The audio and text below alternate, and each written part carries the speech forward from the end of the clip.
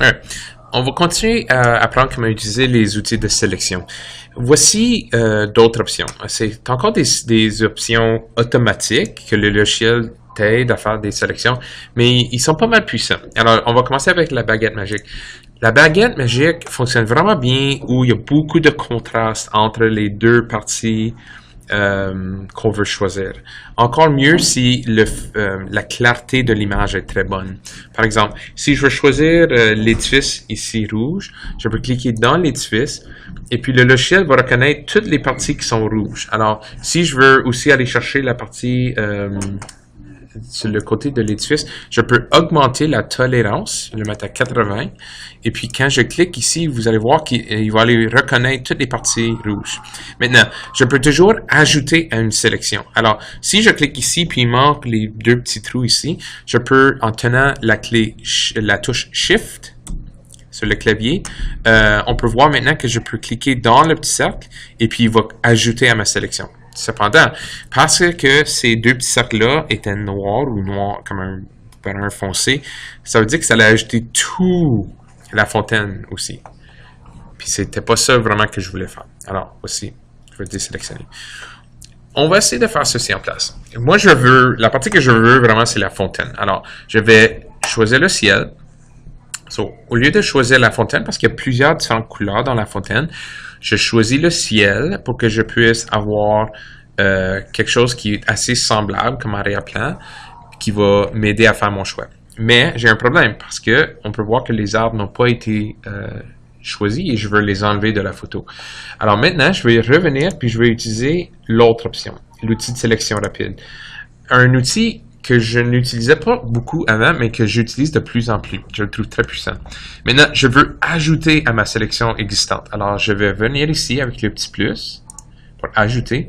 Et puis, je vais cliquer dans les parties où j'ai l'arbre ici.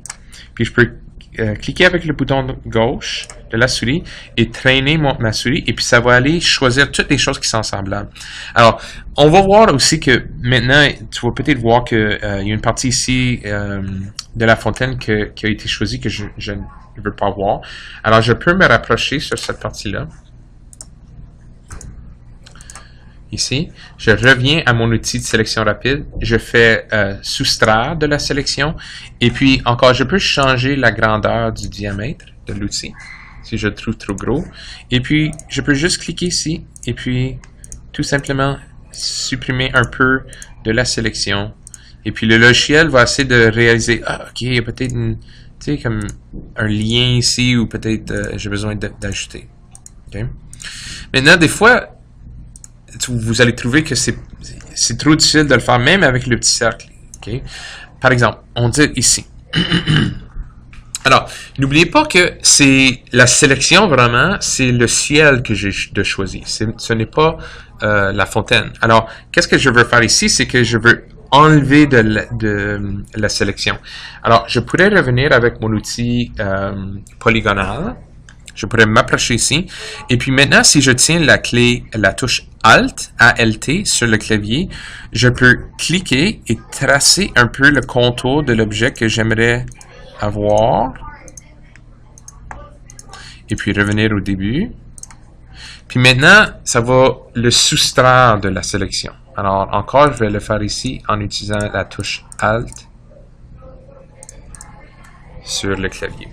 Alors, on peut voir que finalement, je commence à bien avoir le contour que j'aimerais avoir. Okay. Je vais sortir avec la loupe. Maintenant, maintenant que j'ai le ciel de choisi, je peux le supprimer en touchant la touche supprimer sur le clavier. Et puis, c'est cette partie-là qui va disparaître. Une autre option, c'est que je peux inverser. Alors, si je choisis sélection, intervertir, c'est maintenant la fontaine que j'ai de choisir.